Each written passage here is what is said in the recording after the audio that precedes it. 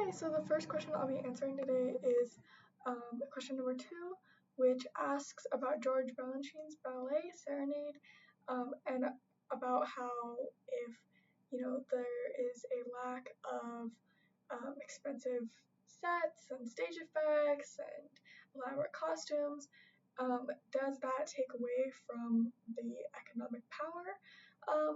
And my answer to this is that while I think it could in some sense, I also think that economic power and power in general isn't always shown through like excess of things. So just because there isn't a whole lot of expensive sets or costumes, I don't think that necessarily takes away from the economic power just because there is still efficiency, innovation, focus on form, things like that.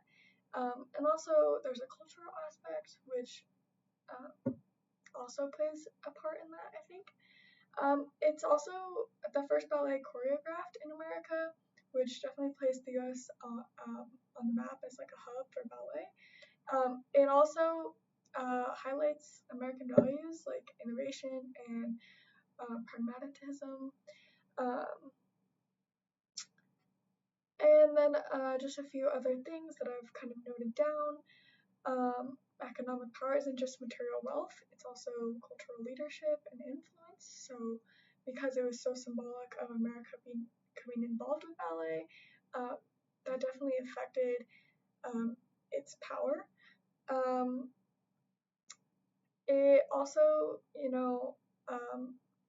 just because it doesn't have frills doesn't mean it doesn't have power. Just because it doesn't have these really elaborate things doesn't mean that it doesn't have, that economic power. It still has that capacity to shape culture worldwide. And then moving on, I did question 3 as well.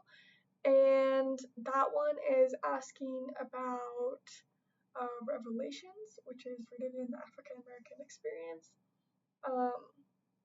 particularly the struggles and triumphs of the Black communities in the South.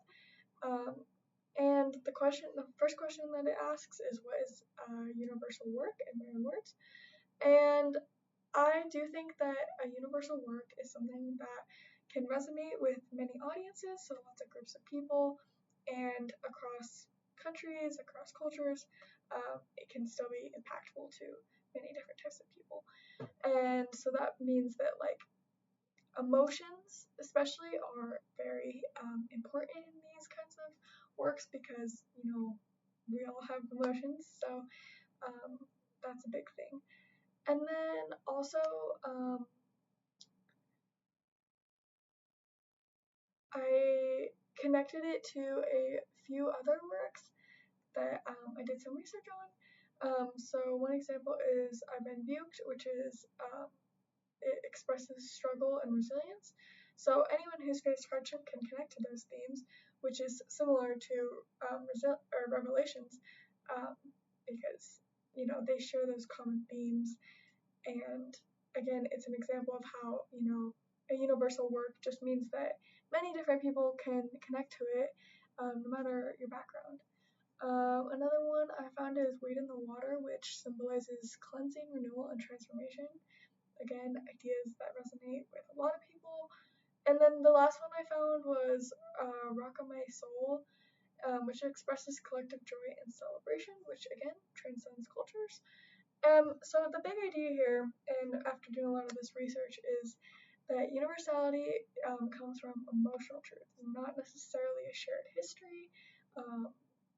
Emotions can sometimes be more impactful than anything else, which is why diplomacy is really important because, like for example, with soft diplomacy with the pandas, that plays on people's heartstrings, which even though it's just panda, it helps build connections between people, and all people like pandas, all people think things are cute, and so things like that, where they can transcend cultures, even if the language isn't the same, even if um, different customs, different political values, things like that.